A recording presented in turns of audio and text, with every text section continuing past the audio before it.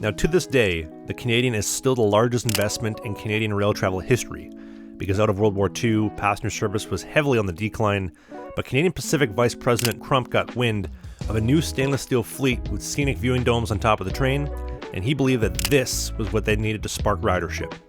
Canadian Pacific would order over 150 stainless steel Bud cars in 1953 for their newest passenger fleet, and she would debut in the spring of 1955, starting in Montreal and Ottawa, coupling up with the Toronto-bound portion of the train in Sudbury, then stretching across the southern Canadian Pacific route through Thunder Bay, Winnipeg, Regina, Calgary and Banff, Lake Louise, Revelstoke, and ending up here on the west coast in Vancouver at Waterfront Station.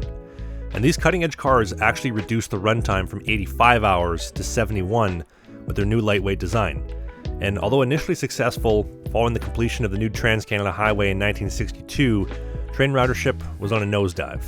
And despite the Canadian government gifting Canadian Pacific all the land across Canada to build their coast-to-coast railway for free when they completed it in 1885 on the condition that they would operate daily service for as long as they ran on the tracks, the 1970s saw them lobbying the government to discontinue passenger service due to unprofitability. And despite being denied, this is where the Canadian would earn her famous worldwide reputation of only ever being on time when she was 24 hours late. So, in an attempt to solve it, the government would absorb all Canadian Pacific and Canadian National passenger service in 1978, and what we now know today as Via Rail Canada. And despite 1990 seeing the government completely cut passenger service through the southern Calgary and Banff route in favor of the northern route through Edmonton and Jasper, 35 years later, the Canadian still operates on the northern route through Jasper and Edmonton, and has actually ran on the northern route for longer than it was originally on the southern route. And that is exactly the route that we're taking today.